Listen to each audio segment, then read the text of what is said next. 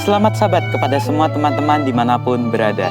Kembali bersama dengan saya di channel Ariel Kurnaidi. Pada hari Sabat ini kita akan kembali untuk mempelajari pelajaran sekolah sahabat kita di kelas Cornerstone. Dan pada hari Sabat ini pelajaran kita sudah tiba di pelajaran yang ke-11 dengan satu judul, yaitu peringatan terakhir.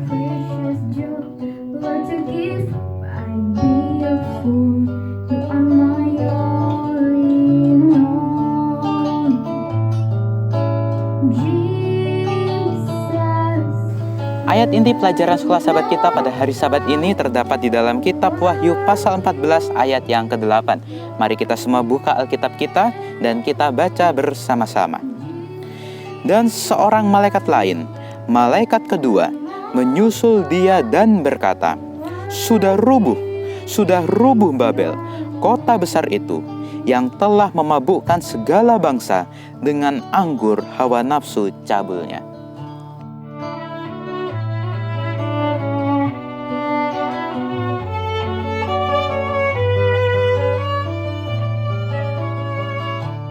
Pembelajaran sekolah sahabat kita pada hari Sabat ini adalah tentang sebuah kisah perumpamaan yang Tuhan berikan kepada murid-muridnya pada saat itu, yaitu tentang sebuah kisah perumpamaan tentang 10 anak darah. Kita pasti sudah sangat mengenal dan sudah sangat tahu tentang cerita ini. Tetapi saya ingin untuk mengisahkan cerita ini atau kisah perumpamaan ini kembali.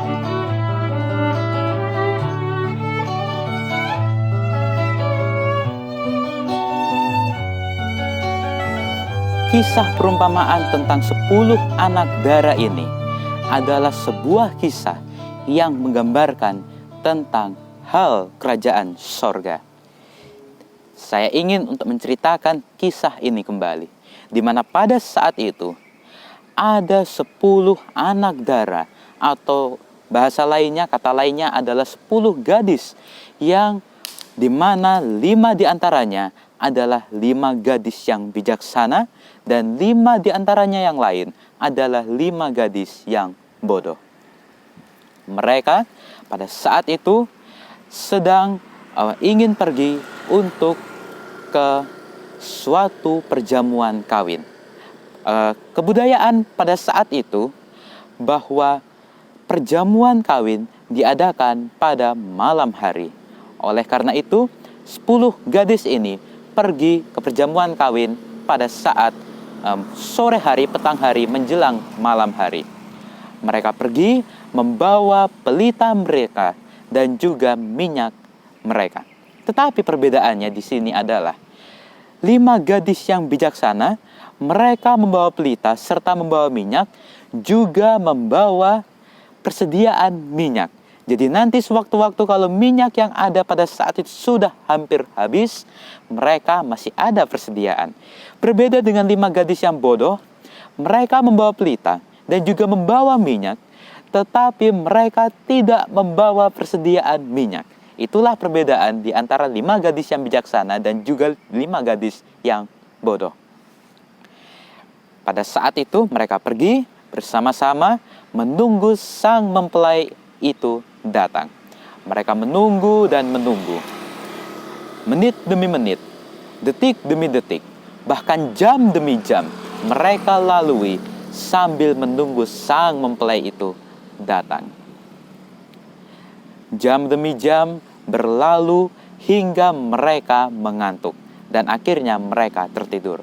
Kita tahu semua hal yang paling membosankan dan hal yang paling tidak ingin kita lakukan adalah menunggu. Menunggu merupakan satu hal yang tidak mengenakan. Dan itulah yang dirasakan oleh 10 gadis yang pada saat itu menunggu sang mempelai itu datang. Mereka menunggu, akhirnya sampai mereka tertidur. Karena saking lamanya mereka menunggu, dan sang mempelai itu tidak juga datang. Akhirnya mereka tertidur, dan pada waktu tengah malam terdengar suatu suara orang berseru, "Sambutlah dia, mempelai datang. Sambutlah dia, mempelai datang." Suatu suara yang keras dan akhirnya membangunkan mereka, dan mereka terkejut. Mereka akhirnya bersiap-siap, mempelai itu datang, mempelai itu datang. Dan pada saat itu terjadilah suatu masalah, di mana karena mereka menunggu dari sore hingga tengah malam, akhirnya minyak yang ada di dalam pelita mereka itu sudah hampir habis, dan akibatnya pelita mereka sudah hampir padam. Di sini letak permasalahan dari 5 gadis yang bodoh. 5 gadis yang bijaksana, mereka santai karena mereka sudah membawa persediaan minyak. Mereka tinggal menuang minyak yang ada di persediaan mereka ke dalam pelita, sehingga pelita itu tetap menyala. Berbeda dengan 5 gadis yang bodoh. Mereka kebingungan karena pelita mereka sudah hampir padam, sudah hampir mati, tetapi mereka tidak mempunyai persediaan minyak. Akhirnya mereka berusaha bagaimana caranya supaya mendapatkan minyak untuk pelitanya agar tetap menyala. Mereka mempunyai ide bagaimana kalau kita minta saja kepada 5 gadis yang bijaksana ini. Akhirnya mereka meminta kepada 5 gadis yang bijaksana ini. Mereka meminta, tolong dong, kasih sedikit dulu dari minyakmu itu kepada kami, karena pelita kami ini sudah hampir mati, sudah hampir padam.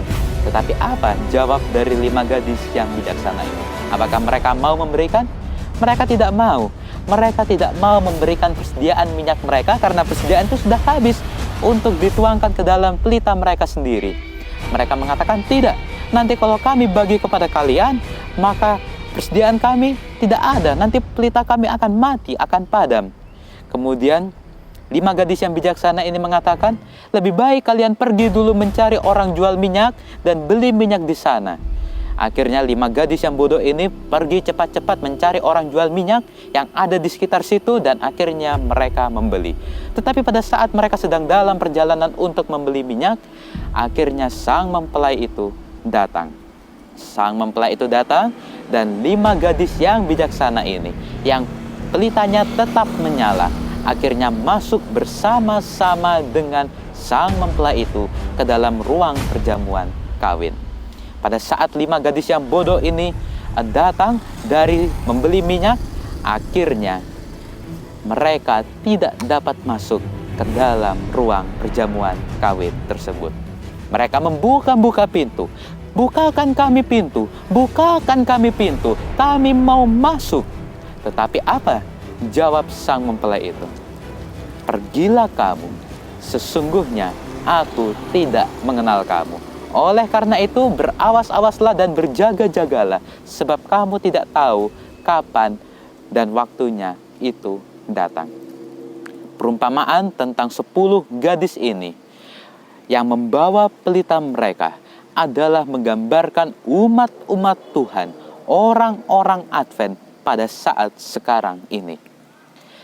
10 gadis ini menggambarkan kita sebagai orang-orang Advent. Kita mungkin menunggu hari kedatangan Tuhan. Kita mungkin mempelajari tentang kitab suci, tetapi ada perbedaan mungkin di antara kita. Kita memang mempelajari kitab suci, kita memang membawa minyak, kita memang membawa pelita, tetapi kita tidak membawa persediaan minyak tersebut. Pelita, jika di dalam firman Tuhan mengatakan bahwa firman-Mu itu adalah pelita bagi kakiku dan terang bagi jalanku. Artinya adalah firman Tuhan itu adalah pelita itu yang menuntun akan jalan kita menjadi terang bagi kita. Jika pelita itu adalah firman Tuhan, lalu minyak menggambarkan apa? Minyak menggambarkan Roh Kudus. Jika kita kekurangan minyak, maka pelita itu tidak akan menyala.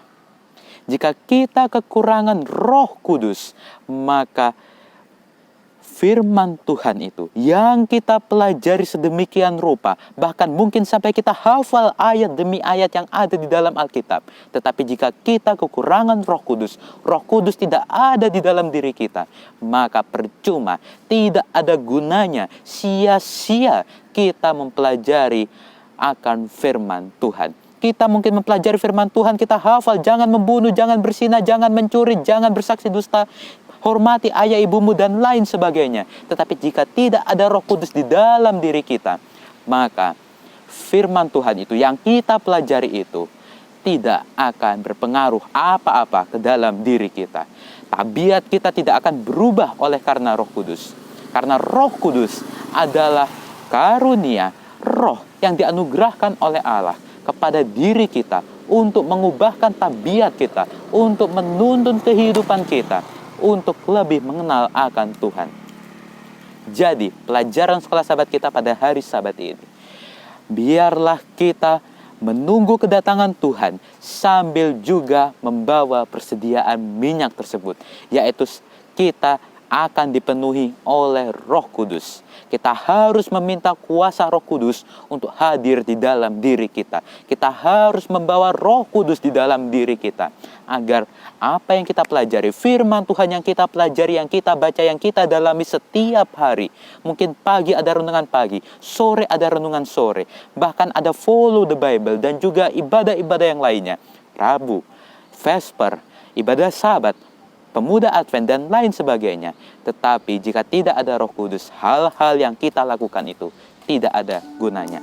Oleh karena itu, mintalah kehadiran Roh Kudus di dalam diri kita, supaya kegiatan ibadah kita, pelajaran tentang Alkitab kita yang kita pelajari dapat bermanfaat di dalam diri kita, terlebih dapat bermanfaat bagi orang lain. Kita bisa memancarkan terang kepada orang lain, dan hidup kita pun menjadi berarti di mata Tuhan. Kita dapat dipakai menjadi alat-alat Tuhan dimanapun kita berada. Biarlah kita menjadi seperti 5 gadis yang bijaksana, membawa selalu pelita dan minyak, bahkan persediaan minyak, agar pada saat mempelai itu datang, kita dapat bersama-sama masuk ke dalam ruang perjamuan kawin tersebut. Pada saat Tuhan datang yang di kali yang kedua, kita dapat bersama-sama dengan Dia naik terangkat ke sorga dan hidup kekal bersama dengan Dia di dalam kerajaan sorga. Teman-teman semua, bukankah suatu kerinduan terbesar kita sebagai umat-umat Advent, sebagai orang-orang Kristen, sebagai pengikut-pengikut Kristus, untuk dapat masuk ke dalam kerajaan sorga?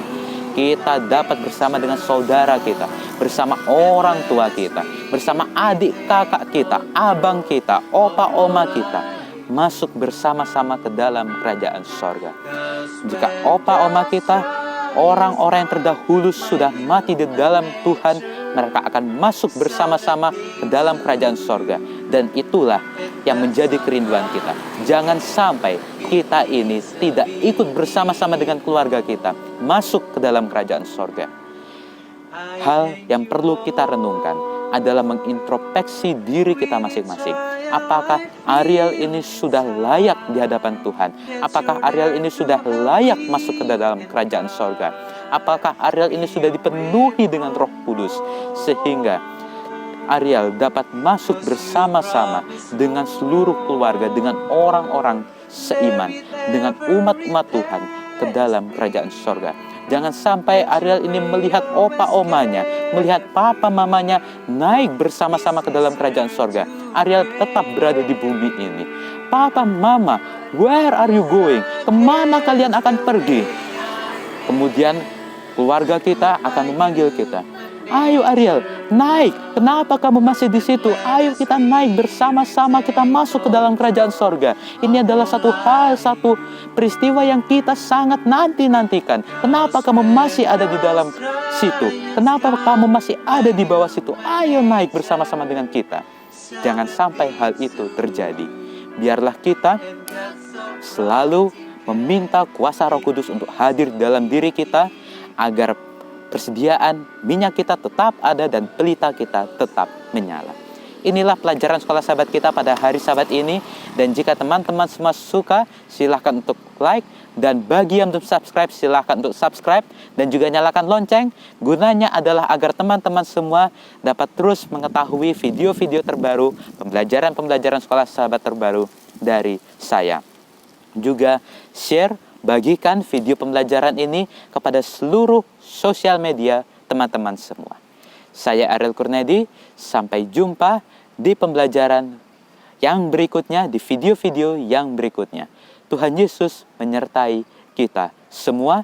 Tetap jaga kesehatan, patuhi protokol kesehatan, dan salam sehat. Tuhan Yesus memberkati.